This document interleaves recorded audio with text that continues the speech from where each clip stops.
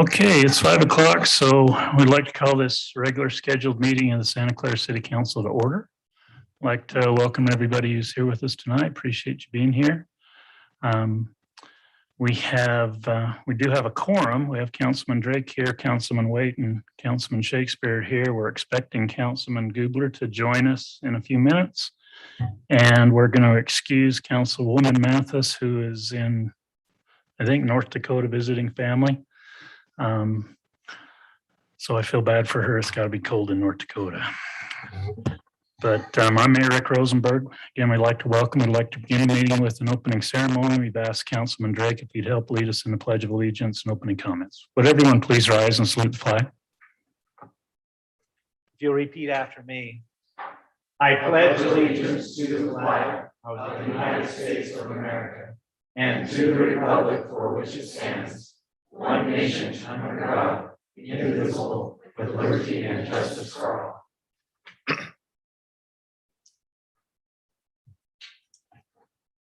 Our Father in heaven, as we come before thee at the beginning of this council meeting, we're so grateful for the opportunity to be serving in Santa Clara. We're thankful for the residents, for their willingness to volunteer, the work ethic which exists here, and for the opportunity we have of serving them. We're thankful for this beautiful area. We pray that we may constantly strive to maintain and establish the way of life and be able to protect that which is ours to protect. We're grateful for Mayor Rosenberg. We're appreciative of all he does. We pray a blessing upon him and the other council that they may strive to do that which is right.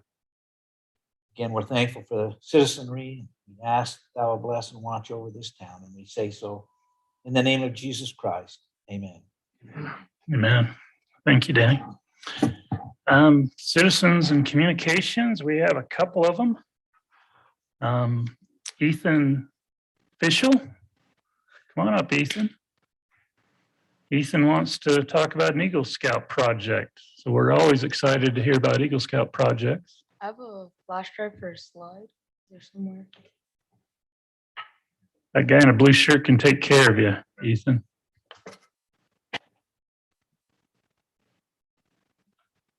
Is that going to take a couple minutes? Might take a second.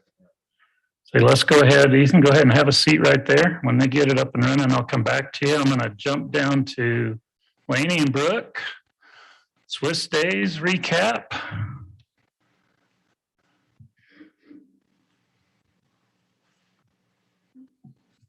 You can't walk out there and look at each other. We really missed you. That was I very know. sad. We were sad you were lost. I was, We're not sure if it was real or not, though. it was, Jesse said there were two. you don't want to Was that miss many Swiss reasons? Days. That's what I was thinking. You don't want to miss it with my wife. Yeah. Terry. Now, if I'd have been up there by myself, yeah, all your thoughts would have been probably realized. But to have to hang around an extra day with her when Swiss Days was going on here and she couldn't be here, yeah. She was sad. It was That was- sad. It wasn't the same without you. So, No, we but- missed you. Well, thank you guys. I appreciate it. All went great. It So, did. We are here to report that it was very successful. We felt like there was great attendance. I felt like things went really smoothly with the staff and the volunteers. Everything was great. It was- There were some things with missing a year. We had a few things that we want to rework and change for next year. And we've met with staff and already discussed that. Yes, it was really good. Everything, the citizens were awesome. The entertainment was awesome. Everything was great. I've I heard think everyone nothing, was happy to be here. nothing but good. Everything I've heard is nothing but good.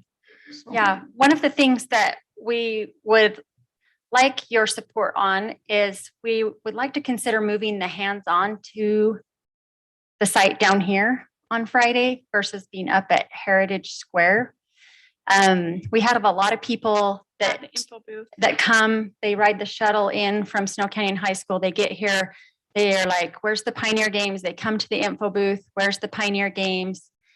And we do have a shuttle that runs. It's just one van, so it can be a little slow, and It's not There's- that long. there's a lot of frustration in that because we advertise it as being part of Swiss Days, and then it's kind of not. So we would love to move it out under the big activity tent that we have out there that has all the other activities going on in it on Friday. So that's probably the most major change we would like to make. But I think everything else, We'll rework. We're reworking bingo a was little. Very smashing success. That was like too smashing that we were like, too many people, but we're going to control that a little better. yeah, I mean, they gave away a spin scooter. So, Yeah. and someone we know won it. It was amazing. So yes. yeah. My daughter won it, yeah. Wow. And she helped clean up. So she deserved to win it. It was amazing. Yeah. So yes, but we do need to rework bingo because it was like overwhelming. We did get a grant this year from Thrive 125, and Councilman Drake did a display for us in the display room celebrating Utah's 125 years of statehood. And then we also had a parade entry that was sponsored by them that had some covered wagons and horses with flags. It was really cool. So we were excited to be able to receive that grant to go towards our event. So that was a fun thing this year. But We Yeah. celebrated women. The Historical Society celebrated the women of Santa Clara, and they did displays, and it was awesome. and a video. And Yeah. a video. It was Successful. great. We feel good about it. Do you have Awesome. anything? Any thoughts? I just wanted to, part of the report tonight, just say it was a huge success. And you guys, staff, I mean, it was awesome. The weather was perfect. I've heard nothing but great things and it just flowed. So Good. That's need to good go hear. fishing more, Mayor, maybe. No. If we have to be here, he doesn't. Yeah. And I just have to say, like, we could never do this without the city staff. Anyone we ask, like any city staff member we ask to do anything, and sometimes we're kind of demand things like rudely that when we're In under a stressed out pressure, moment. we're in a stressed out moment. They are so kind, and I would never still be here without them. They're amazing. So, They are. Yes. Awesome. Hey, Questions for these ladies? Yeah. anything Comments? else? Well, I know we wanted to have the same sound setup for both nights. Oh, I have that on the notes for Thursday Oh. night. We will have Adam Rue come because it's just too big now. I Yeah. have that there's like 2 pages of Google Docs to change. That is on the list. Yes. yes, that is one of them.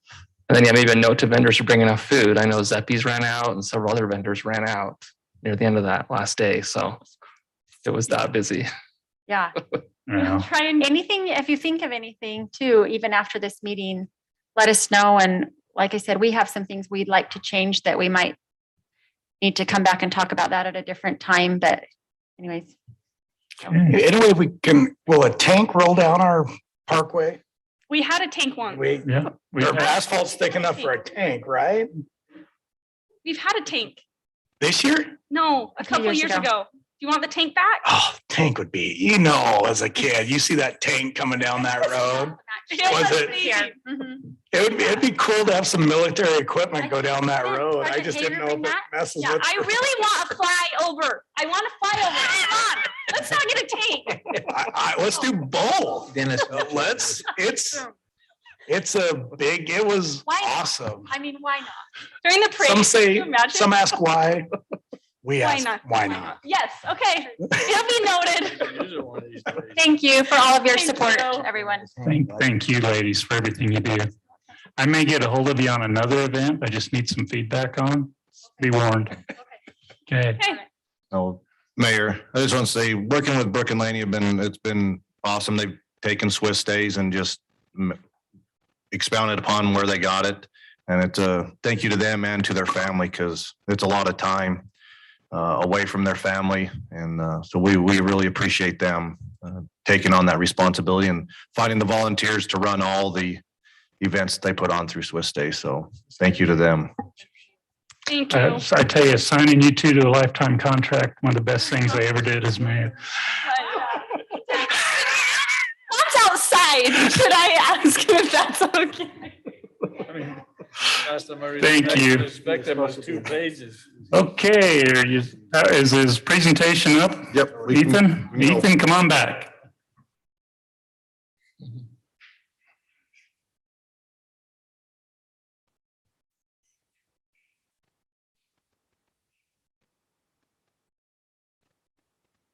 So you have to control it. Well, he can tell me when, just Oh, move yeah. on the slide or what, and I'll move to the next slide. There you go. So my project is to paint the curbs of the Santa Clara area. Because between Crestview and Canyon View, there's a lot of curbs that are very faded and chipped. And I would like to just repaint them and get them looking nice and new again. Okay, you can go all the way from So, Canyon View all the way to, Crestview and Canyon View, they make sort of a loop. Mhm. They sort of loop into each other. I'm doing that loop and then all in between. okay, all right, great. We will fix the curbs with the help of my scout group. We will use some cardboard to mark the red, like around the areas of the red, so we don't go over the place where we're supposed to paint. And we'll use metal wire brushes to clean off the paint and remove the faded chipped paint and put on a fresh new coat of paint. Great. And when the curbs are very chipped, whenever I ride my bike around, I'd look around and sometimes I don't even see the curbs. There's some pictures there that show how just bad a lot of the curbs are. And that's really why they need to be repainted. The one on the very right, you could barely recognize it if we were just looking at the bottom part of the curb. So what I need for my project is red paint, wire brushes, safety vests and safety cones, and paint brushes or paint rollers.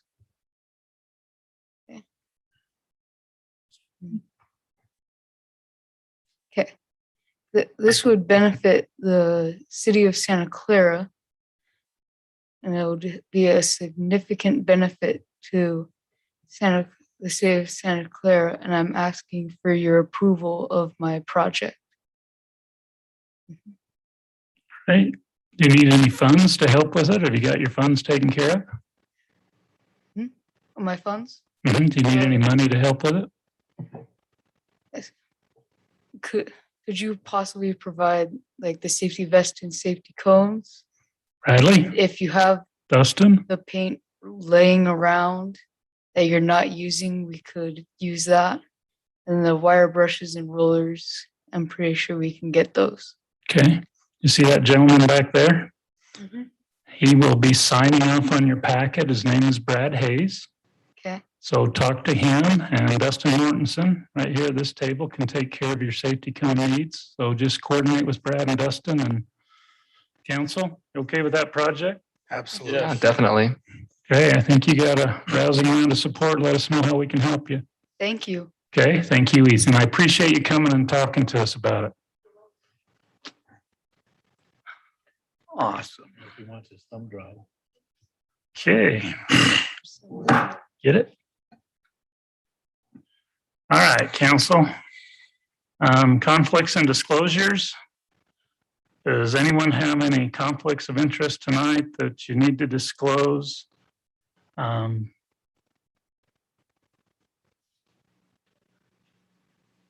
None. We'll go ahead and move on with the agenda.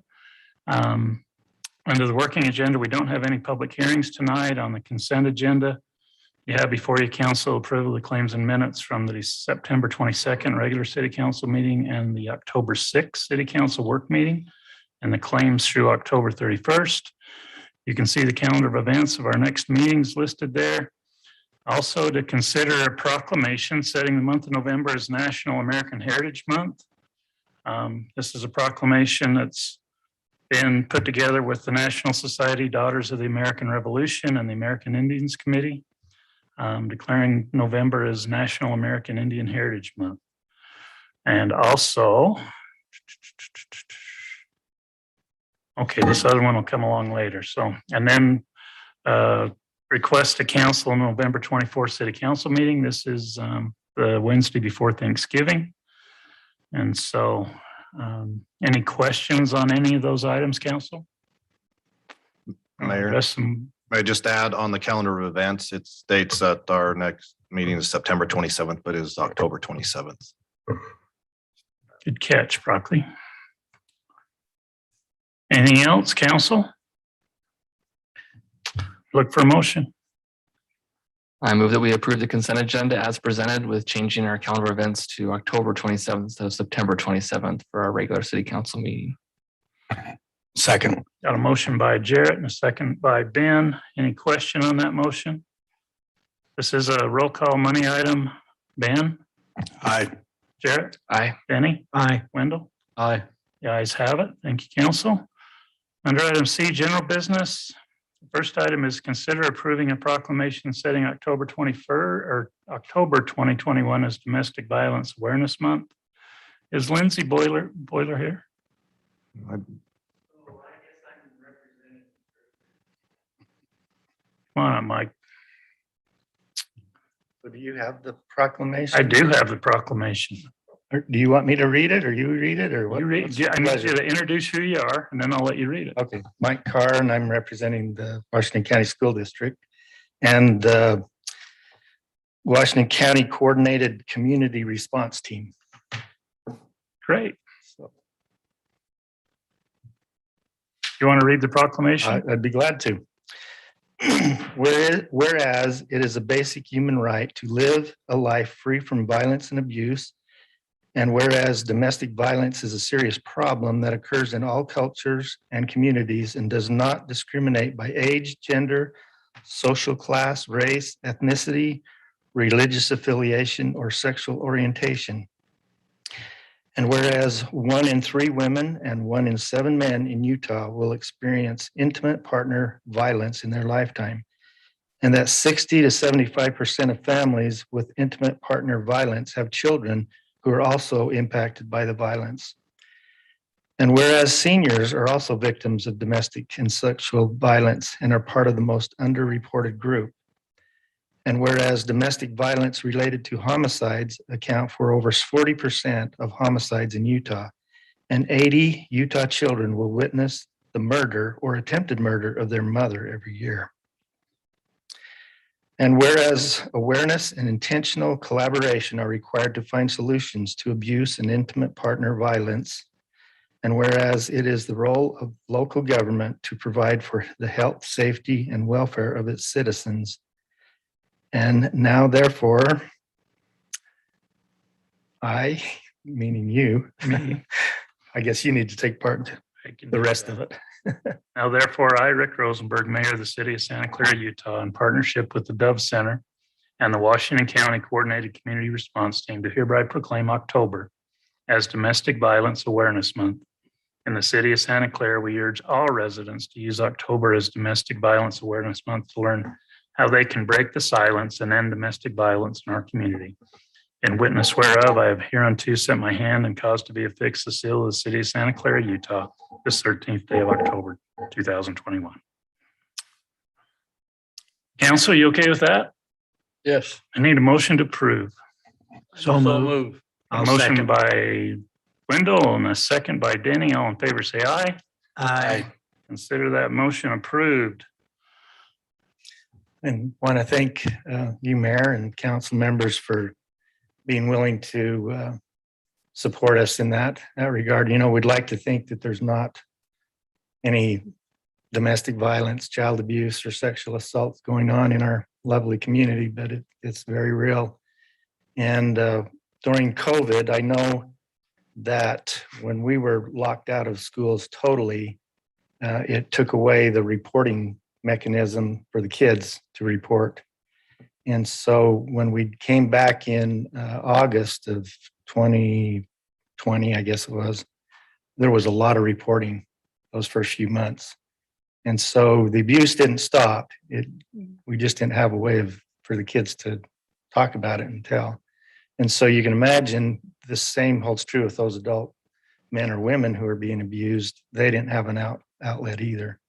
So our goal is this coordinated community response team is to educate and coordinate with the community and make everyone aware that it's still a big issue and it's not going away. This coordinating committee has been intact for about 2.5 years, I believe. And they're the ones that kind of sponsor usually in October, we've had a vigil at the park in St. George. The last couple of years, we haven't had it because of COVID. They are doing kind of a social media blitz, which you'll probably see. And so just support that and share with anybody on your network. I just wanted to just share just a few of the agencies that are involved in this committee. The Washington County Attorney's Office, Dove Center, all the law enforcement agencies and their advocates and officers.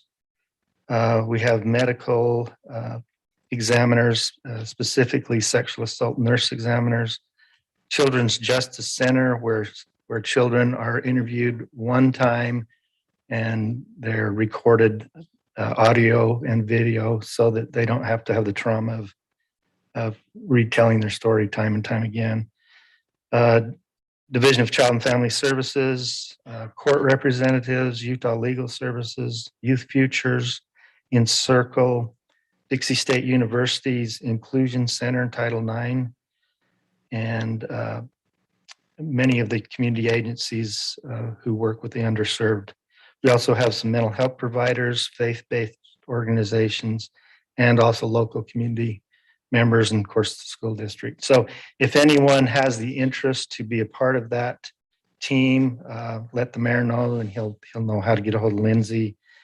And of course, some of those nonprofits always need funding. So if you have a little extra cash you want to share, that's great too. But thank you again for your time and support. Appreciate it. Thank you, Mike. Okay. Pass along our support to Lindsay when you see her. Okay, item number 2, discussion and consideration to approve the encroachment and indemnification agreement between Santa Clara City and Mark Sanders. Matt? Hang on just a sec, Mark. Oh. Matt Entz will give the lead to the council on it. Okay. Then we'll give you a few minutes. I would just maybe introduce this by reminding the council that this is an item that had come to you previously. Mr. Sanders had come and made a request to place some improvements on across the boundary between his property and city property up on the heights. There's been some previous discussion of this and discussion of, the circumstances involving his neighbors as well, and some encroachment that was going on there. The main reason I believe this was put back on the agenda tonight was so that Mr. Sanders could come and talk about what he would like to do with the property, and to get your approval for that if you're agreeable to it. One of the things we had discussed before is that if the council wants to approve him placing these improvements on the city property, that one of the conditions of doing that should probably be for him to sign the same encroachment agreement that we had some of the neighbors sign. I'll just point out that this is a little different from the other circumstances, because in the other circumstances, I think the improvements were basically in place before anyone realized that they were encroaching on city property. Here, the situation is, the encroachment was caught early on, but Mr. Sanders is requesting that he can still go forward and put some improvements in place that haven't been done yet. So probably leave it at that, and unless there's questions for me before Mr. Sanders presents to the council. Questions for Matt before we let the applicant present? Matt, just in the legal on item 2, it's a revocable, basically city's granting it, but the way I read that, it could be changed at a later date. It's not this ends it all. This is permanent. I mean, it would be, but it's not granting that. Yeah, so this is what we would refer to in legal terms as a license, which is essentially permission to use property that can be revoked at any time. And we've put in the agreement, if the agreement is signed, we've put in the agreement essentially that there would be some notice given, some advance notice to the property owner if the city decided to revoke this permission. But yeah, it's only permanent as long as the city wants to keep it in place. Because I mean, this isn't the only way to handle it. There's been discussion in the past about, selling a portion of the city property to the property owners along this area. But I think that we've also discussed that there's a real potential for a can of worms there too. So, we can talk about other options if you want to, but. Any other questions for Matt? Is this going to be a recorded document in case they decide to sell? Are we going to record this so that any new purchase would be aware of this situation and the ability to revoke it? Yeah, it would be recorded, so it would be on the title to the property. It would show up on the title report that any subsequent owner received. And hopefully they would look at that and recognize what it was, but it would be recorded on the property, yes. I still feel uncomfortable with this becoming a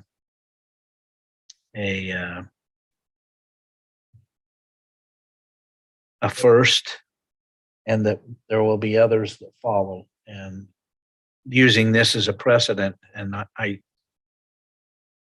I'm just not sure I feel comfortable with that.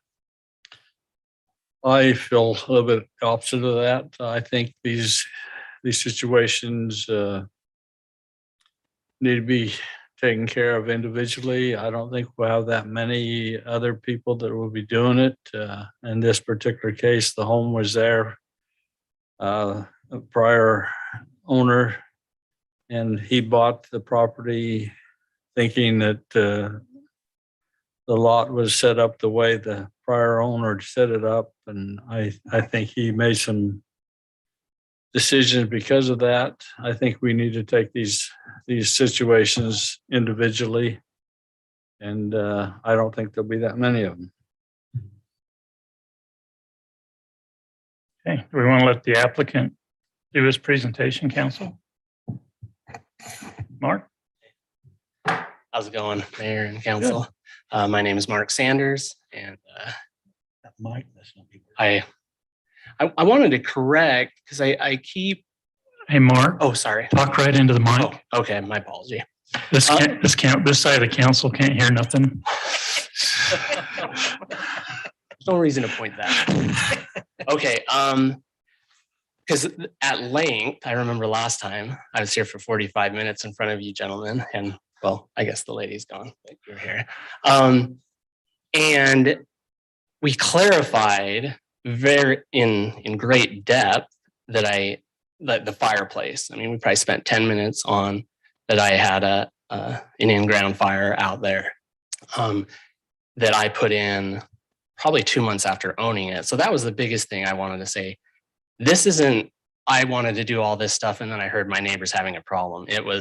I was upgrading. We had this whole talk that I was just merely making a better fence, but a fence would already has been installed where the neighbor had the previous owner had the push out done and had a few trees planted. So this was already land that had been used for 7 years prior to any of this.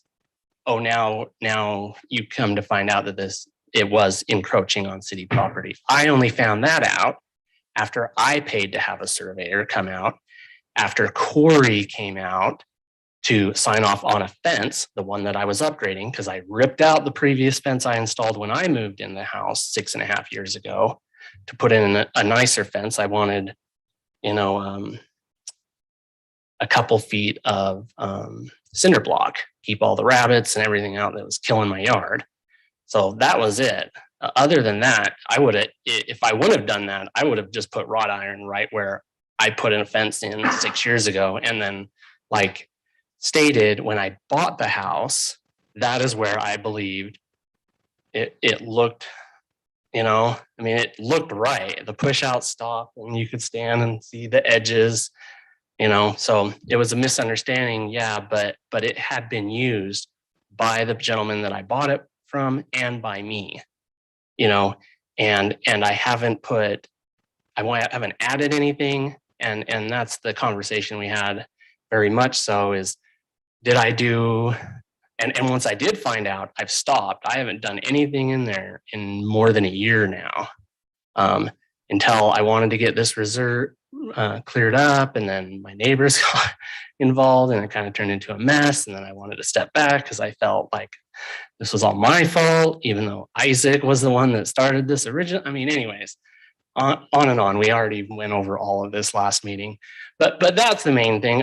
I just wanted to continue using it. I'm going to do exactly what is the fear is water dumping on the back of that thing. So everything I'm putting on over that city line, nothing gets watered at all. It is all zero scape. And then like that document we looked at, it would just be little gravel ground cover. And that's pretty much the amount, and except for the trampoline that is already installed. And then, like I said, I held off putting in the fireplace. That's pretty much it.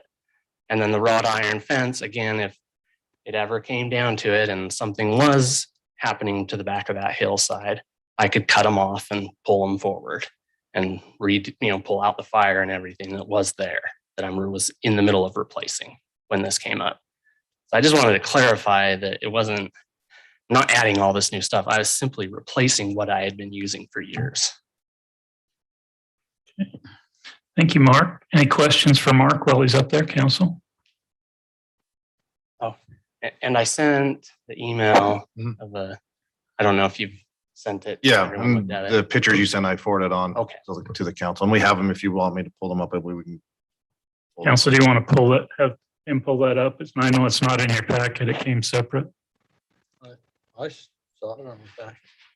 Yeah, if you wouldn't mind, Brock, that'd be good to see it. Yeah. Didn't see it? I saw it. Okay. The right folder.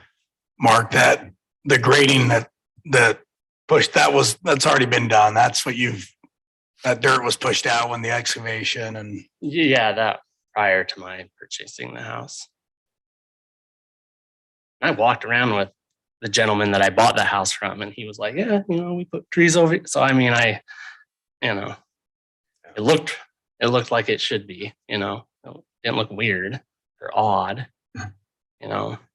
I personally think we ought to consider this just like we did the other ones that we considered. I think it falls into the same category, even though he's a second buyer. I think the original owner thought that was the property line. Just like the other people, we granted permission with an indemnification clause. I think we ought to let that happen. And again, our concern's always been water. Well, there's two concerns to it. The water, which is addressed. I don't. But he's not going to put water. Agreed. And then just precedence going, okay, what stops? And I don't, but again, I think we've already set that with previous arrangements. And I think this all started because the city actually bought the property on the other side after the lots were built. The lots were actually built before we bought the property. And that, yeah. I don't understand why the city at that time didn't come up and say you're encroached upon our property. I mean, that was what, 7, 8 years ago when that happened? Yeah, longer. 10 years. The city didn't say a thing about it at that time, but now because we've seen some water problems because of one guy not included in this group that has sold his house and moved on. I don't think we ought to penalize him for it. I think we ought to let him sign the indemnification clause, and I think you let him go ahead and do what he wants to do.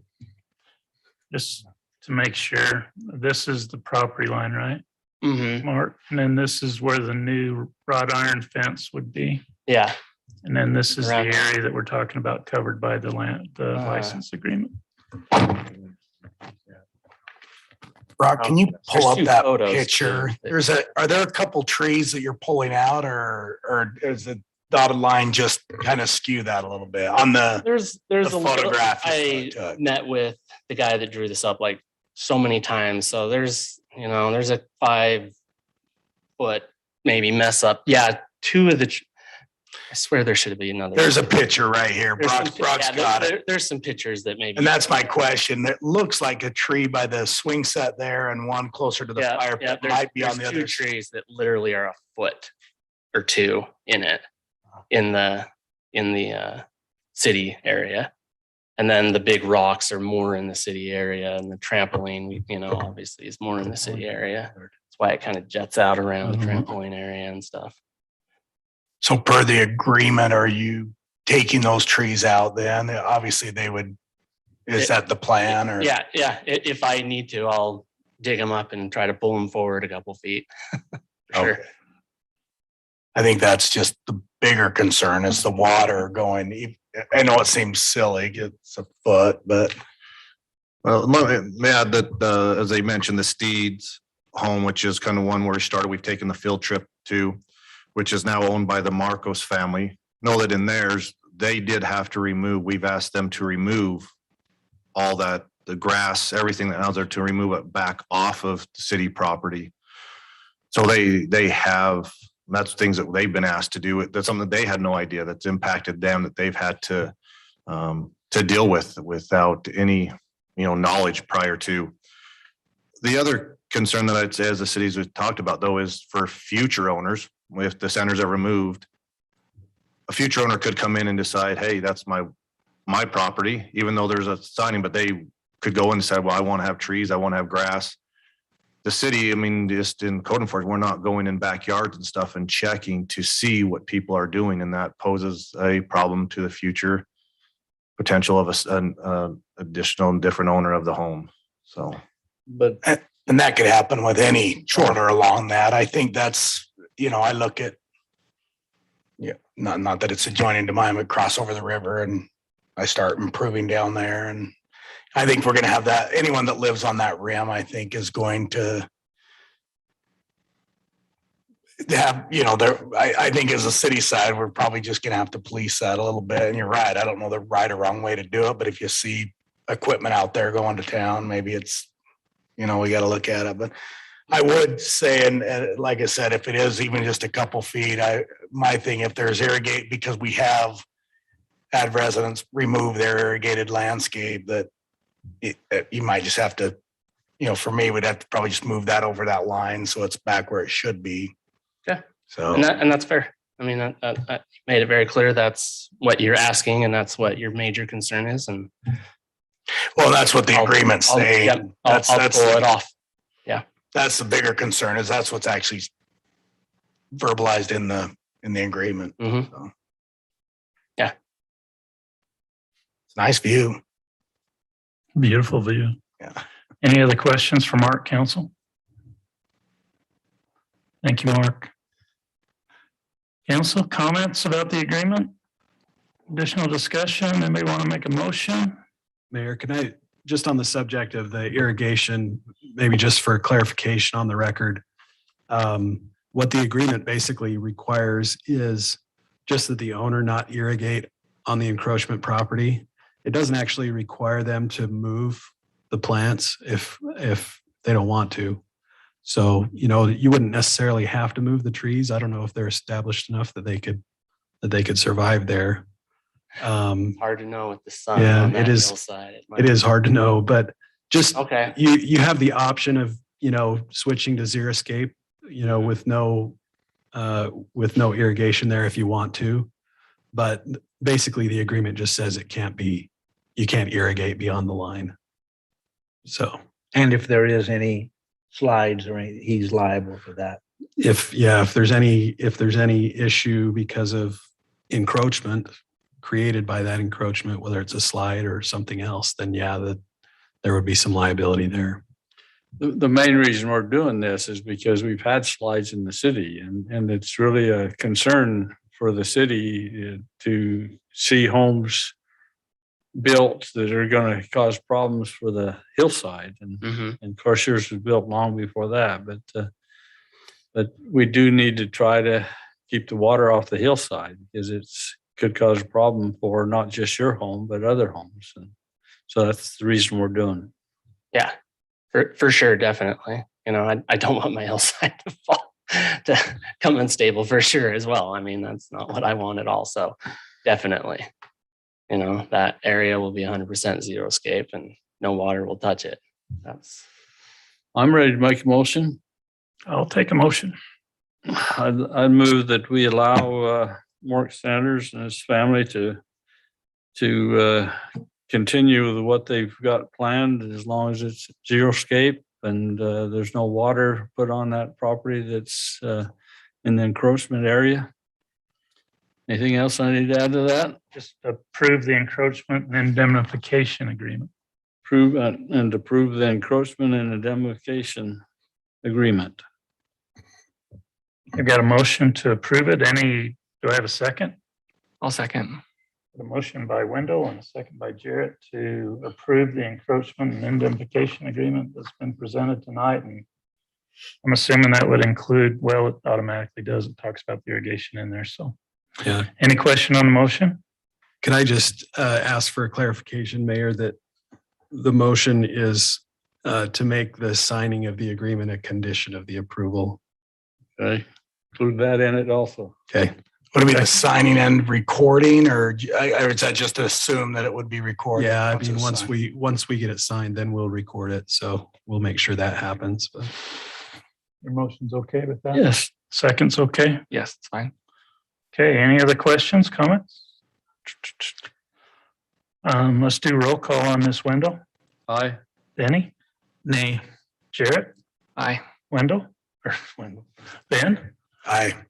The ayes have it 3-1 by my count. So get it signed, we'll get it recorded and the irrigation pulled back. Okay, awesome. Okay. Thank you And very then much. if you see anything else up there, call us. No, seriously.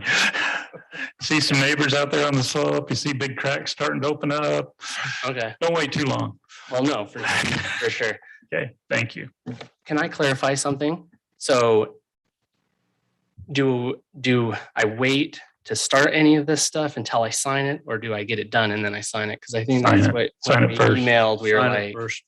yeah, no, we'll have you sign it first, but if I'm you- approved to do these. And so, okay. Yeah, and we'll make sure it's available for you here at the city. You can come in tomorrow and sign it, and Okay. then you'll be done. Okay. Thank you again. Thank you, guys. Okay, item number 3.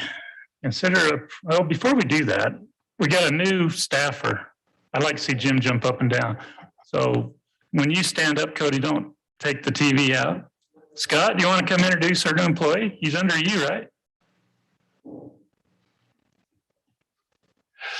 This is the guy that we got out of Mexico. Yeah, this is the guy. He finally escaped out of Mexico. We sent a boat down. Our wayward employee from Mexico, I think he just extended his vacation a little longer.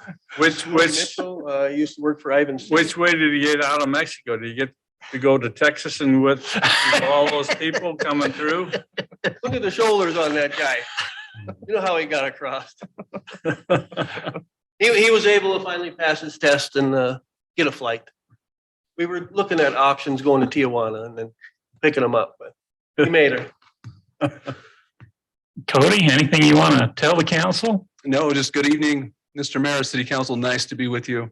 I don't know if you want a little something about Give us myself. a little history. All right, a little history. You hired me in '98. It was a pleasure to work for you then, and I'm sure it'll be just as equal now.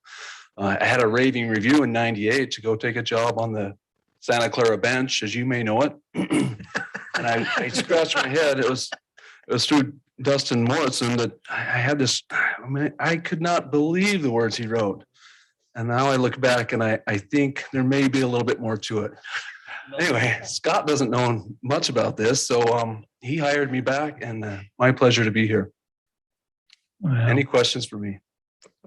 council, Excited to have. I'm excited, Glad to have you. very excited. Yeah, do you have any specializations or anything like that? Well, I moved into southern Utah. I came down from northern Utah. I came down to Dixie College. You may not recognize it that with that name now, but it was Dixie College at the time. Went into aviation. I had aspirations to be a pilot. I ran out of money a few times trying to get my private. But for that flyover, the gals were asking about if with your funding and permission, I'd be happy to bring that up to speed and I could fly a Cessna 150 through that parade route like it's nobody's business.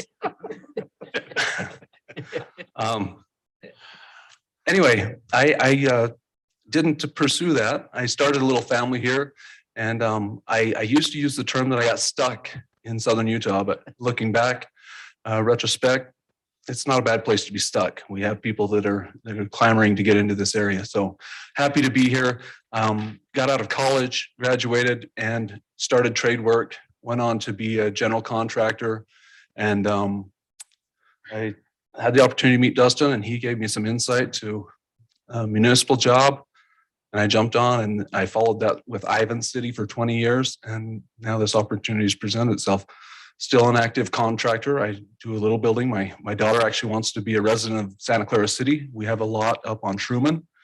And she's very excited to get started. Maybe a little bit too excited. She doesn't realize I'm still recovering from being down with COVID. So anyway, real brief, maybe too extensive. I'm not sure. Any questions?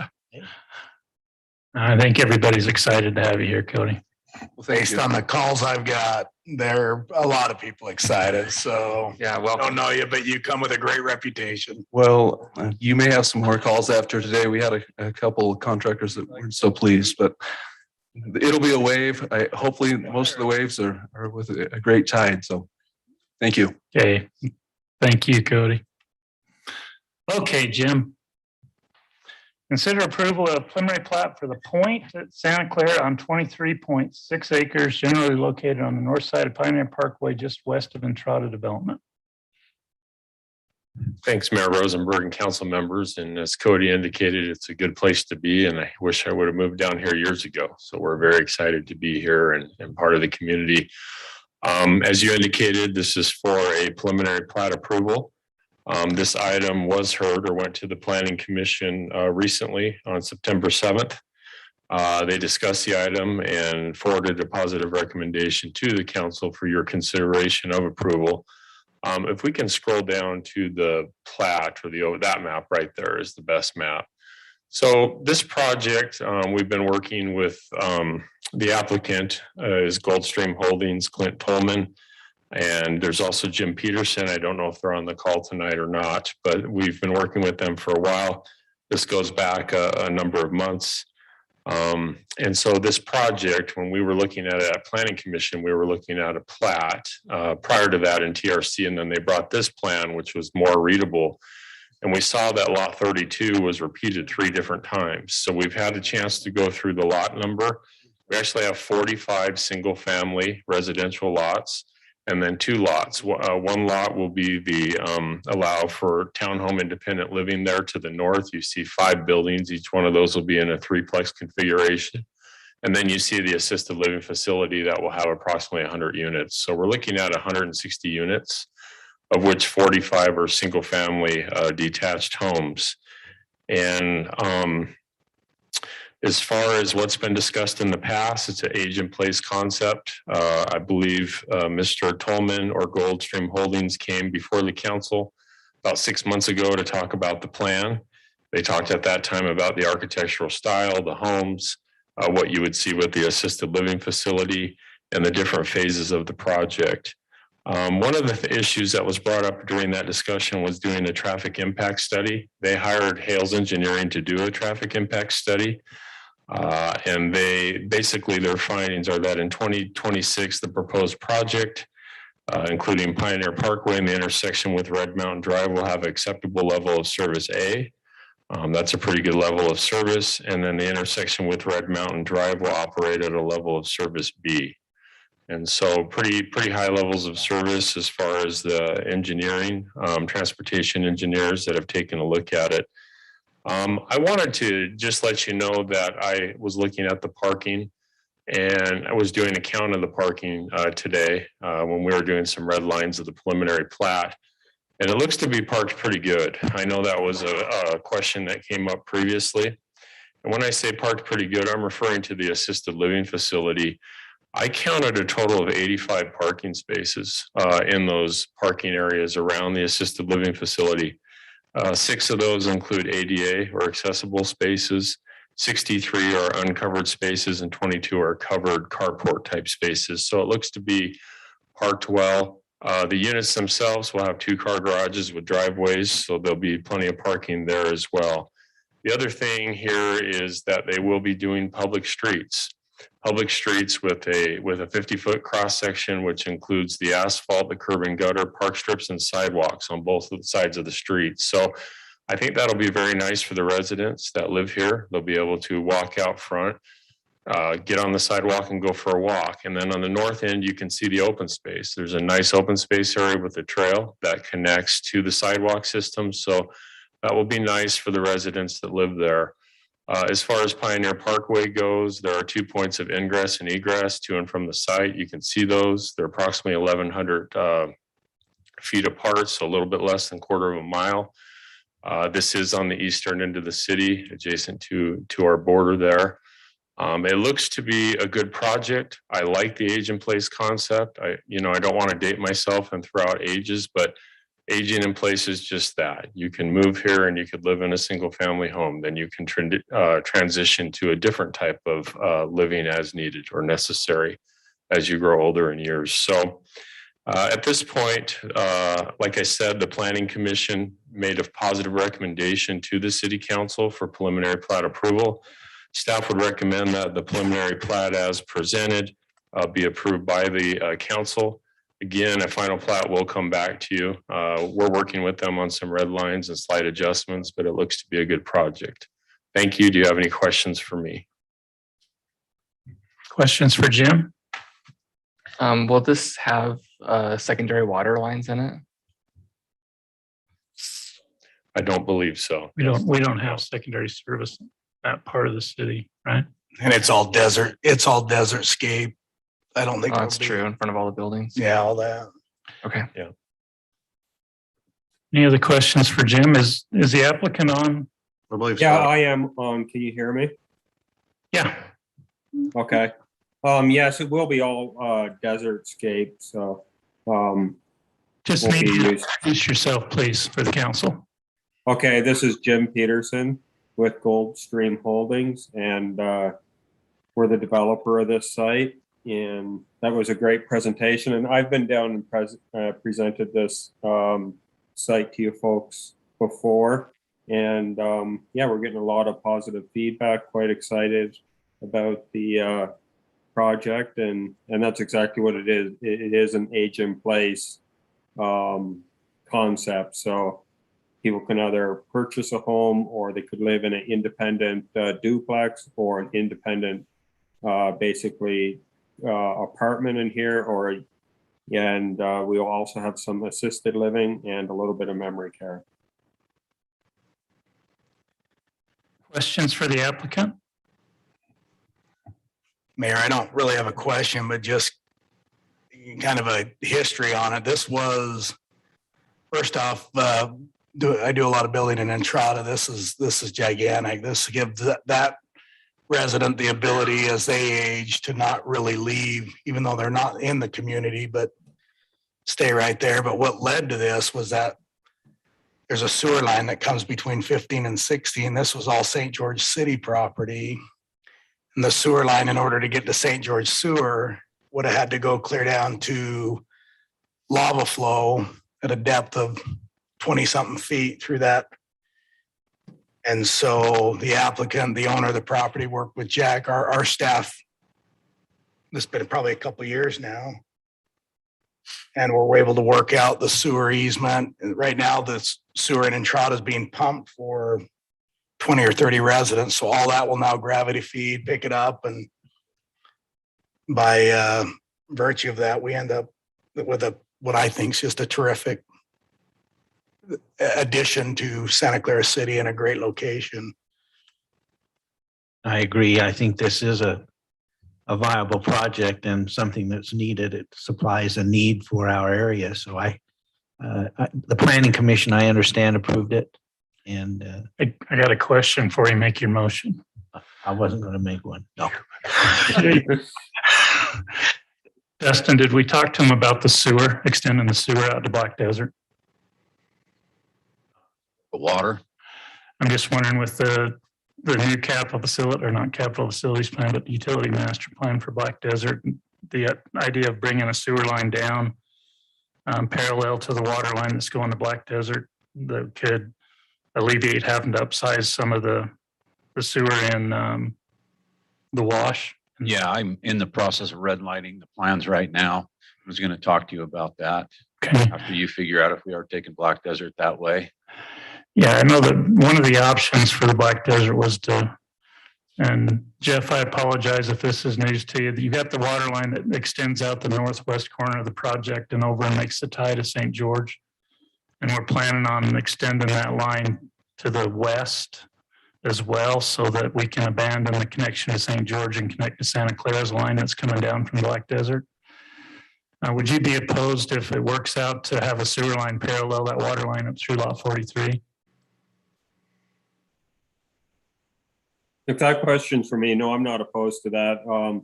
It's new to me. I don't know if the city has been talking to Rob, the civil engineer, about it, but no, I'm completely good with that. I know we are stubbing a water line to that property line, and we could do sewer also. All right, great. That we don't know for sure that it'll work going that way, but having the option to go that way could save a lot of money and an additional sewer crossing across Pioneer Parkway. And so Sure, makes sense to me. If we take that sewer that way, do we need to upsize it all the way through the development? that's what we need to look at. But we can look at that as part of your final construction plan approval process. I just wanted to run that by you as part of the preliminary plat, make sure it's going to be okay with you guys. Yeah, I don't see a problem with it. I mean, we'll run it by Rob, the civil engineer, but I think the only thing is, depending on the feed, yeah, we'll probably have to upsize it, but yeah, not a problem. Okay. All right. Thank you, sir. I was just trying to think slope. That's a pretty steep ridge, and then does it drop back down? Is it picking up the residential that'll run up along the golf course there? Yeah, it's picking up some residential that's in that far corner of the project. And it just enabled, right now, most of the Black Desert sewer goes back to the Red Mountain line. Okay. This lets us have maybe this corner come down into this line and alleviate another sewer line that would come from there across the lava, the portion of the lava that residents don't want disturbed, and then have to cross Pioneer Parkway and drop down in the wash. It's fairly significant cost savings and disturbance savings if we could come this way. And this area would be disturbed anyway with the water line. And then the golf course comes down pretty, so that would be the idea, is it then could extend up through the golf course, and I got it. Yeah, we'll go through the sizing and coordinate that with your engineer as part of the plan review. I just wanted to get it on the minutes now. Mayor, I do have one question for the applicant as far as how this runs. Are these lots, do residents have the option to buy? Are these rented? Do they, how does this facility work with the single family and the assisted living? What options do people have in living there? Okay, yeah, good question. It's so there's multiple different levels. So where you see all the single family home lots, you can think of that as like an active adult community. You know what I mean? So people purchase the home and it's their home, but they can also partake of the programs that are happening in the main facility, including, you know, food, pickleball courts, golf simulators, like all the different arts and crafts and bistro, all those activities. They can partake in that also. So that would be your least level of care. The next would be the what we call cottages that are just north of the facility. So it's 5 buildings with 3 units in each. So basically like townhomes. And so those people have more independence, and the residents would not own those. They would lease them. They're part of the actual senior living program, but they have a lot of independence. Same thing. They partake of the whole amenity package, including the spas and, you know, pools and all the rest. Then as they age and they're not quite able for that independence to have their own like basic townhome, they can have an independent apartment in the facility. And that's the same thing. They have their independence, not a very high level of care. But as they age, they could go to that other wing, which is the top left wing, which is assisted living. So if they need help with more daily activities, then they would transition into the assisted living wing, where they get daily help with whatever needs it might be. And then the other wing of the building that is on, if you see that H shape, it would be like the bottom left, more of the square wing. That would be for memory care. So if a person ages even more and needs that service, then that's a full 24-hour care for memory care. But it's not nursing. It's not a nursing home. All of these people are all physically pretty healthy, but the memory care is our highest level of care we go to. And a lot of times we'll have couples that one might be in one level of care, maybe independent, but the spouse might be in memory care or assisted in memory care, or different mixes too, which is a really nice option. I hope does that answer your question? That's great. Thanks. Any other questions, council? I have just one to ask for the applicant. Up here on this north or west corner, there was, I think we discussed in our previous meetings, a trail connection. Yeah. That's still planned to be. I just didn't see it on the map. Yeah, absolutely. Yeah. Thank you. Okay, any other questions, council? If there's no other questions, I'd look for a motion. I'd move to approve the preliminary plat for the point at Snow Canyon. Second it. Got a motion by Denny to approve the preliminary plat for the point at Snow Canyon as presented. Second by Wendell. Any question on that motion, council? Do we need to include any language on the extension of the sewer? Or? Yeah, if you would just add subject to including a sewer extension out in the northwest corner. So moved. Amended. Second. Second's good. Okay. Any other questions, council? Let's do roll call. Wendell? Aye. Denny? Aye. Jarrett? Aye. Ben? Aye. You unanimously approved. Thank you, Okay. Jay. Thank you. Thank you very much. Okay, reports. Mayor and council reports. Ben? I'm over here just chatting away. So You started with Ben again? Wendell, you want to go first? Wendell, I'm just gonna take my 30 minutes. Just hang tight. Okay, I'll wait. No, just short and sweet. I already said what I need to say on Swiss Days, but staff was dynamite. The whole thing was dynamite. So good work. We met with flood control, had a great meeting, getting that time of year for budgets and all that, but things are moving right along. It was good to get a couple nice rainstorms and snowstorms in the state. So hopefully we get lots of those this year, but that's all I've got. Okay, Jarrett? Yeah, I just got a couple things. Up at League, there was a presentation on using an RFP for affordable housing. And that was down in Las Vegas, but I wondered if that's something we could pursue maybe out in the South Hills. And we've got an RFP for an adventure park. Is that I tried to find information on the BLM website and I couldn't find anything, but I did find that project that the speaker spoke about. You did a RP&P grant with the BLM for the property for affordable housing? Yes.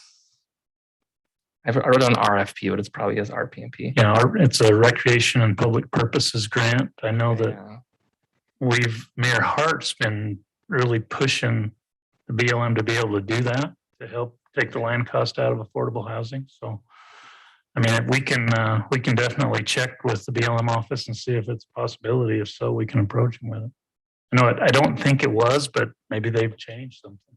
Okay, and I looked, that project was, I think it was like the early 2000s. It's been a long time ago, but They had Harry Reid Mm, in the early 2000s. that's true. I just thought that was a really unique way of, yeah, trying to make things a little more affordable. And then I also went on a walking tour of the granary district up there at the league and saw the cool murals they painted on the buildings. And I'd love to have a few more murals in Santa Clara just based off that. And I really enjoyed the mural, the Native American mural here on Santa Clara Drive. And I thought, as I was walking, like, of all places where we have graffiti problems, and this could be really cool, would be the underpass on Pioneer Parkway. So maybe that's more for a wish list in the next budget retreat, but it'd be nice to be thinking about how we might pull that off. And it's a mural that could be fixed if it got tagged or something, but there's quite a bit of space on the underpass, and there's quite a few patches where we've had to cover graffiti. So it might be a cool spot we could do that. And then my other question is, I just need a little guidance from the council on what we should do with Utopia and fiber to the home in Santa Clara. So we're kind of at a crossroads. We did meet with other cities up at the league that were ones that are current customers, and they were very pleased with the service and how it's all gone. And then we met with other cities from Southern Utah about possibly getting together and creating an interlocal agreement to do fiber. And we just kind of just decide as what we want to do with Santa Clara. So I reached out to the finance team with Utopia to see kind of where we're at on what we'd have to do for our pledge if we went by ourselves. And basically I got back that we would have to use some sales tax revenues as that backing. The payment is about $400,000 a year. It's a $6.7 million bond. And what they prefer to do is actually do half from your energy franchise revenues and half from sales tax revenues. And the lady I spoke with said that's pretty much the normal. They don't usually like to do just all of one thing. And we actually technically have enough revenues in our energy franchise sales to cover that payment, but we'd be tapping like every last dollar in that, so that they prefer to use sales tax revenues. So I just kind of wanted some guidance from the council on if that's a non-starter, if that's okay to even pursue that. To give you a reference, we're planning on 1.6 million or so in sales tax revenues, and this would take 200,000 of that, and we can still spend it if we just couldn't use it for collateral for another loan. And they just kind of did a quick and dirty how much money would be left if we took that 200,000 of sales tax revenues, and it's about 400,000 status quo, but that's without bucks coming in, that's without Mobetas, that's without SWIG. So we know that'd be more. And she said that 400,000 would equate to about a $5 or $6 million bond. So there'd be headroom to do a fire station, to do, quite a few things. But I just want some guidance on the council if that's even an option. And then, there's definitely pros and cons of doing an interlocal agreement. I think the main drawbacks are having to wait. So they're expecting costs to go up by about 5% in the new year. And I did the math for a $6.7 million loan, we're looking at, anywhere from $200,000 to $400,000 added on to the cost, or over $7 million if we wait for next year. And then it is a little tricky on a local agreement on something like this, where every city has their own take rates, and how do we not bleed into each other? I know Lena was kind of concerned about that. And kind of the advantages of going with St. George is there's probably a way to make it work out where we could just use their bond rating. So we might get a slightly better rate. So that kind of might offset your increases. But we definitely wouldn't get to it until next year, because we're still working on the agreement, and it has to go before those councils, and then it has to go before the UIA board, and there's no way to get done before the end of the year. So And then there's also the fact that if we join in the local agreement, we're definitely not going to have fiber for a while. Like, I don't know how they would decide who gets it first out of that group, but we have the option of just going now and just doing it ourselves, and we'd get it first. So just any feedback you can give me would be great, so we can know kind of how to move forward. If we want to have Matt keep working on the agreement, if you want to just go, just kind of what you guys are thinking. And I think it kind of comes back to, we want to use that sales tax revenue or not. And that's about all I have. I can answer any questions too if something wasn't very clear. Is St. George, where do they stand on the project? Are they considering, or? Yeah, from what I can tell, and Mayor, you can fill in, like all the staffs of these cities are very in favor, but it hasn't gone before any councils. And so I talked to Greg MacArthur about a month ago, and he had no idea what this even was. He just heard there's some fiber thing going on over in Santa Clara and wanted to know what it was. And I said, your staff's been working on this for a couple of years. And so I think it's the political will is there from the staff, but it still has to go before the councils. They still need 5-0 votes from all those councils. Can you fill any more from your meeting, Mayor? No, other than the economic development people were there from Washington City. Rusty was involved, and I want to say Sherelle, but that's not her name, is it? Charlene from St. George. Everybody's pretty excited about it, but you haven't seen any council put it on an agenda yet. And I don't know that the Utopia has provided them with all the same stuff that they've given us. We're kind of maybe a little step ahead of them. I think if council, this is something that you're excited about and serious about, that we could probably take the step forward. I want to find out a little bit more information on the cost increase, the first of the year cost increase. What's triggering that? Tell me a little bit more about that, and it, not just they're saying that to get us to jump. That there's actually something triggered or happening the first of the year. So, Mayor, if I can add on that, my concern a little bit is, listening to both sides of this, and again, I'm not in an area, we lived in a home on Crestview that internet, where we live now, I think, we stream everything and seems to be working fantastic up on Crestview. It wasn't the set but a lot of that is it's an old home with, everything running through that home was old. And so my concern in listening to the whole thing, it sounds like the private sector is bringing that this way. It might take a little longer, but, the concern going back and forth going, okay, is, city's going to, I guess, take the risk and sign on the dotted line, commit sales tax revenue, and, whatever, we've got to bond it, where the private sector, other providers are going to get that here at some point. Did I misunderstand that? No, I think the other, especially Comcast, TDS, but also CenturyLink, they've indicated that it's on their to-do list, so to speak, to expand out this way and make a lot of investment, but it's going to take a while to get there, where the Utopia would do it all with one swoop, and you'd have the length of the project, but it would all be included in that project. And I think we need to move with Utopia. I don't think we want to wait for TDS and these people. I don't think that they'll keep their promises, to be honest with you.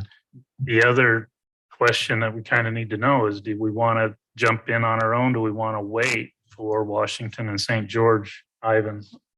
Well, I don't see any problem with waiting a little while, but if it's going to be a long wait, then I think we ought to jump ahead and do it. So maybe a question for when we go in and update roads, infrastructure in a road, are we updating? Let's take Vineyard here. When that comes up, are we running? We're going to run all new data, and we'll have a new Utopia conduit in there. Like if we follow the example that we just did for Solace. Yeah. So you've got every communication company that wants a conduit is given the opportunity to put one in the JUC trench. Okay.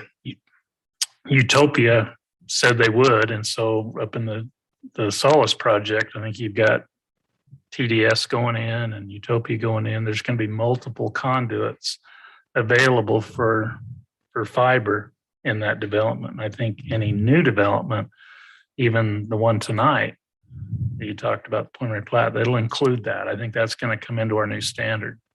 So that any new development, we're going to have those conduits in place so we don't have to tear up the roads. We know everybody, I think, recognizes that it's coming. It's a matter of time and how soon and the process and who it is, but it's coming and residents want it. And so I think from a city standpoint, we're going to do everything we can to facilitate that. The decision is just, I think the big decision is, do we go now? Do we go on our own? Do we wait for the sister communities and go together? And that's why I want to understand this price increase. This price increase first of the year, the cities as a whole won't be in place by then, but we possibly could be. So what's the offset cost? We just need to send Jared over and talk to him.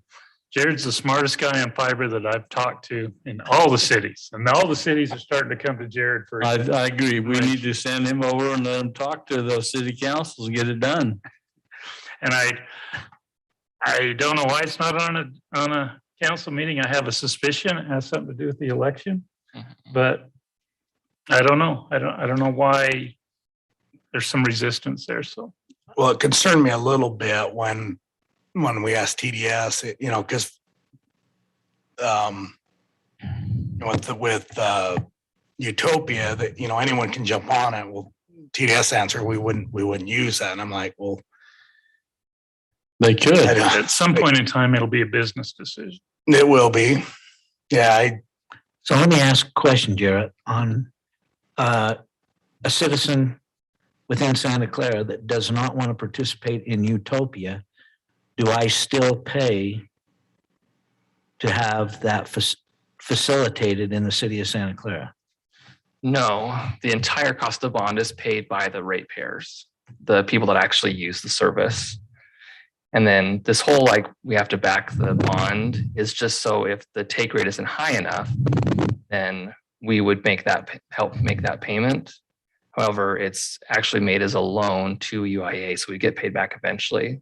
So there's literally no cost to anyone that chooses to not use the service. It's only the people that actually use it. And that's clearly understood. Yeah. So that if we have to do the bonding, that the bonding is not going to effectively, if you decide not to be a participant, effectively change what they're spending. Right. And we actually don't even do the bonding. It's UIA that does the bond. We're just backing. But we back the bond, so it's the same thing. Yeah. Yeah. So it does, it would limit our ability to borrow for that amount. But wasn't it if it was under 40% or something like that? Of those that participate. I thought we were on the hook if we didn't get 40% participating. We just have to help cover that payment, and it goes as a loan. So we would get paid back when the participation rate gets to a good enough point. They can start paying that loan back to us, or until the loan is done, and then we just keep getting paid until it's all figured out. The cities that we met with up there have done it in the recent future, and they all indicated that they didn't think we'd have any trouble meeting that take rate, that all the residents that have signed up are extremely happy with the service. They're happy with the service. It's allowing them to market business, having that service available, and they met their take rates, and they're all they'd all do it again. That was the one question I asked them was, if you had to start now and do it again, they all said yes. And we met with Clearfield and Ogden and who else? Orem. We met with a number of cities up there during the conference and asked them those types of questions. I have a son that lives in Layton, Ohio, and he is on Utopia. He was on Utopia in Orem, but he wasn't on it in Centerville. It's a world of difference from what he says. The speed is great, and the price is great. I think we got to do it. And I do want to add two more things. The one reason that kind of we're at a crossroads as well is Utopia just received a request for a bid to run fiber to Santa Clara Elementary and Arrowhead Elementary. So it's kind of like, why not just do it all together? Just like saving all those costs. And then the other part of waiting for private that I think is really important that St. George has brought up several times is it's always based on financial, like if it's going to work out financially. And there are just certain areas where it's going to be too expensive to bore in Santa Clara. There's certain areas in St. George that they just may never run fiber because it's not financially viable. This gets fiber to everyone in the city. They all have the same opportunity, you know, for all the different reasons they might use the internet. So that's another big reason why it can be viewed more as a utility than something that we have to rely only on private. So anyways, yeah. There's one, yes. Yeah, so we got one, just go forward. There's I can't vote, but I'll be a customer. And I probably would too. I mean, if it's there, it's just like, you know, going back to last week's discussion with wages, and I would be super in favor on one condition. Our last commercial, we commit as a council that we find sales tax revenue generating businesses in the last little bit we've got. Because we're going to get to a point when we're built out and, you know, we want to maintain the level of service. That's a whole nother thing. But no, I think we all want internet. And again, it just got me worried thinking, okay, My son James works. I'm in a new home with new wire, everything works fantastic. What about these old homes that are inside? I mean, Utopia is not doing anything inside the home. They're bringing it to the home. And I guess at that point they're. Yeah, the nice thing is the fiber goes all the way to your home, and then they have their own special modem inside your house. And so it doesn't matter what wires in your house. They're bypassing all of it and just doing their own thing. So yeah, it'd be wireless from that point unless you want to run Ethernet in your house as well or use your Ethernet. But yeah, would bypass a lot of that. What does it do for our infrastructure? Is there any concerns from staff? Any comment on it, or does it matter to you guys? Or as long as they don't bore through power lines. Oh, they will. Or sewer lines or water lines. Does the bonding effectively hurt our rating?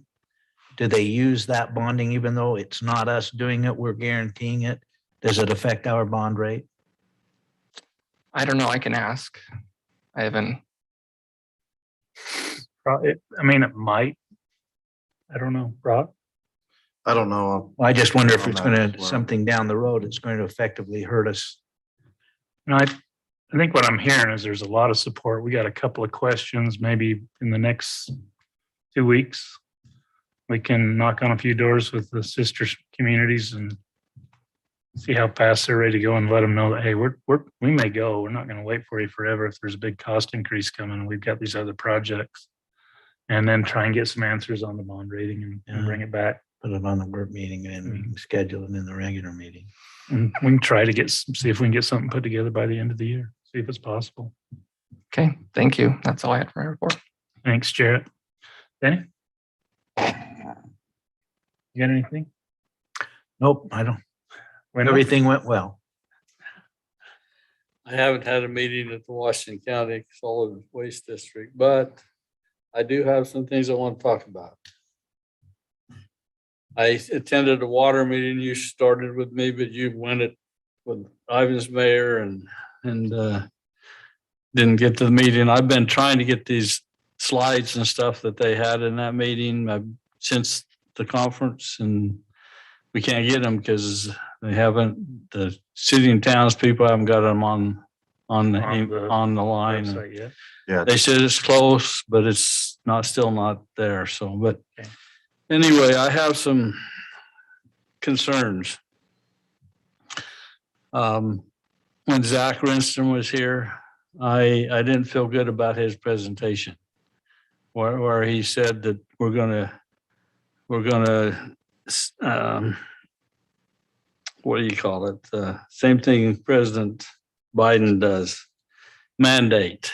We're going to mandate this to happen. That we're going to make sure that we do zero scape on everything, and we make sure that we have meters, second meters on everything. I don't feel good about this mandate stuff. It's all control. Biden's doing it to control what's going on in the country. I don't like to see our water conservancy district get into that same situation of controlling the water. I think we got a pretty good situation in Santa Clara City and water with our wells and so forth. And some of the other cities don't have the same situation, but we have a pretty good situation. I like to leave some of these water decisions up to the people themselves. For example, every year around November 1st, I shut off my water outside, and I don't turn it on again until springtime, 1st of March, basically. So I got 4 months that I don't have water being used outside. I do that because it saves me money, but it also saves water in the city. There's a lot of people that have their own ways of doing things with water. I think I would rather see a slow down growth when we get into these situations where we have shortage of water than to just go ahead and let the developers do whatever they want and build out our city the way they want it, not necessarily the way the citizens of the people want it. There was some discussion in that meeting up there, discussion that about we're going to mandate all this stuff throughout the state of Utah. I don't like to see this mandate situation. I would prefer to have us let our citizens tell us what they want to have happen and have them help us conserve water. I can see and the new developments that we have, I can see requiring some of this zero scape stuff, but I still think you need to have trees, you need to have grass. I think you need to have a situation where we can get oxygen to the people through those things. I think we got to be careful. Now, I'm not going to be in this council more than a couple more months, but I think you got to be careful with this situation because sometimes people want to be in control and it goes to their head. I think we need to be careful. We need to run our city the way we want to run our city, not let the other people tell us how to run it. So that's just my thoughts. No, and that's good feedback. And you're not alone. From what I heard up to the league and what I've heard in other conversations with elected officials, that there is some pushback to everything that's in the mandate that they're coming up with. I don't want to be like Las Vegas. What they're talking about doing now with water conservation, right now it only impacts new growth, so it doesn't impact existing residents. They are concerned about the trees. They don't want to lose the trees. They don't want to lose the tree canopy. They're trying to reduce the consumption of the water. They want to promote the secondary and outside uses other places. And hopefully, the frustrating part is we hear a lot of stuff and we don't see the written form. We're pushing them to get a copy of that. The last indication that they told me was that in November, Washington County is scheduling a water summit where they'll roll out the conservation measures. But there is not a lot of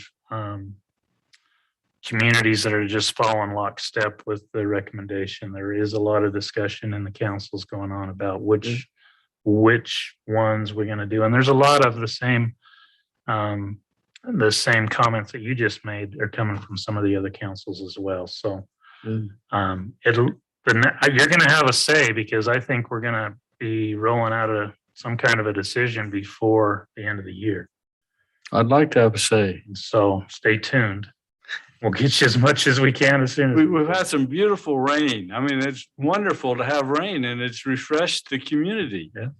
And I don't know what's done to our reservoirs, but I'm sure it's helped our Yeah, reservoirs. definitely it's gonna You help. can, the reservoir. you can count on some of that if we're doing what we should be doing. The 26,000 gallons to the 36,000 gallons is one of the issues that came up. And as Wendell was talking about, there's a lot of people who in southern Utah stop watering in November and don't start watering until February. So are they going to average that? Is it going to be a monthly average, or is it going to be you use 26,000 or 36,000, you pay for that extra, but when you're not using it, you don't get any refund? Yeah, and then those are some of the discussions they're gonna have. What I personally think is gonna happen is that ordinance that we think is gonna be affecting everybody, it's gonna be different community to community. I think so. Well, the water district has no ability to mandate, so it has to come from the. And I don't see all the councils in the water district all coming to agreement on the same thing. I think there's gonna be some similarity, but there's gonna be some difference. Yeah. And it's gonna be based on, the politics of the community, the personality of the community, and how well they've done in the past at providing water. Like Santa Clara, we're in a lot better shape than Ivans. When it comes to water, Washington's in pretty good shape. I'd be more comfortable too, if we had to stay on the board, like if we had Jim Entz back on the board like we had before. If we could move to that point where we get. We somebody can in- push. It's a 5-person board and there's 6 cities. So we're kind of sitting on the out right now. We can push for. Well, why don't we make more it 6 say. portion, 6? I don't know why you wouldn't, or 7. 7, yeah. Keep the odd number and you could add. I was on the Washington County School District when we were 5 and we made it 7 because we got larger. Yeah. We'll see. But I think you're going to see a lot coming down the next 6 weeks. But then the holidays will be here and then who knows what's. So here's another thing to think about. I got to get cows off the mountain. Give me a couple of days. Mayor, just one thing to think about. I just got thinking about that ADUs. How do those factor into water use? Also, when you start looking at the different development types, every one of them is a different consumptive use. Yeah. And how they set that up, or how we set that up within our ordinance will be. And every city doesn't have the same uses. So the ADU is we're saying single meters, which would be same for water. Same, yeah. They're gonna have Also, to. you've You're rented gonna have out to share. Yeah, you've rented out your basement and got another family in your basement and on the same meter. Same meter. It'll be interesting. Gonna So count just the things to same think use. about. Yeah. But I figured if you have an ADU in the house, you probably don't have 7 kids. Yeah. Wendell had me the whole way through until he said stop development. And I was like, whoa. No, I'm kidding. I've gone from 9 kids to no kids. To no That kids. makes a difference in my water. Oh, big time. Thank you, Wendell.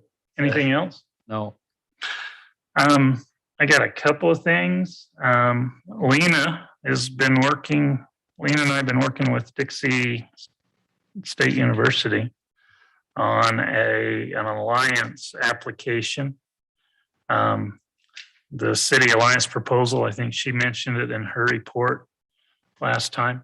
She's got it pretty much ready. It's due Friday. And so we are going to submit that application. It will bring us some help from the college at very little cost to the city, that we can do things like general plan update, provide some survey information, resident surveys.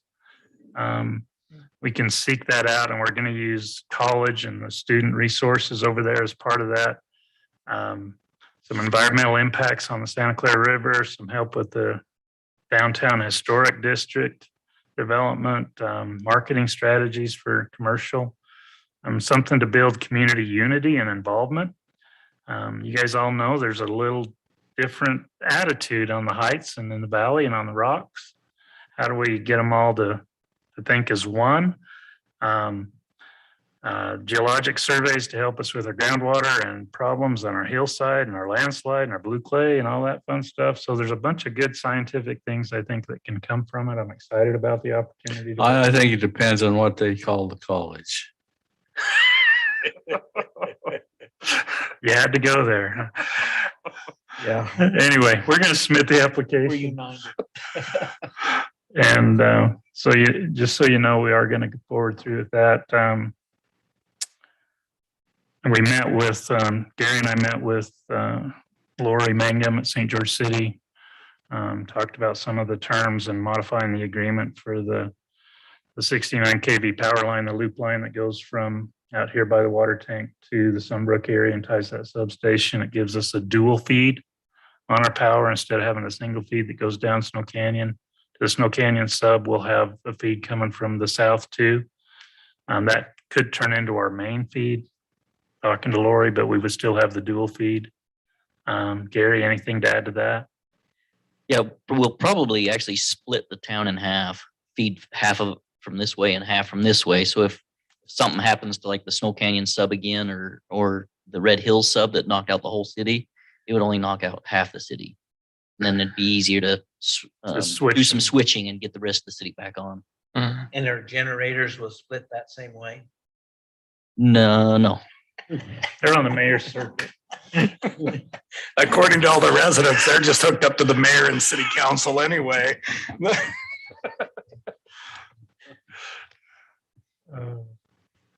So anyway, there's some good things happening. I think that was all that I had. There's a bunch of, I went to the builders conference. Were you at the builders conference Friday? I was not. It was interesting to hear all of the different cities' reports on stuff that's going on. It's pretty cool.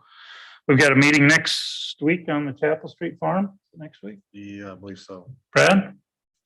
So we'll be talking about master planning over on Chapel Street. Dustin submitted some design study documents for Western Corridor to the MPO.